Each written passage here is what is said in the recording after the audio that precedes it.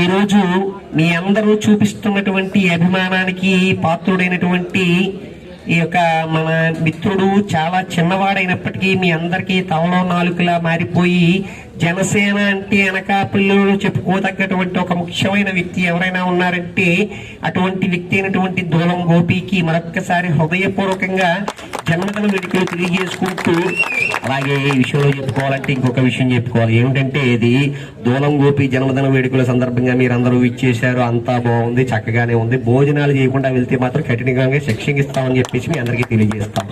అప్పటికి ఏ రోజు అందరికి తెలిసిన విషయం ఏంటంటే మన నారా లోకేష్ గారి జన్మదిన వేడుకలు ఈ రోజే, అలాగే మరి దేశ నాయకుడు సుభాష్ చంద్రబోస్ గారి జన్మదిన వేడుకలు ఈ రోజే.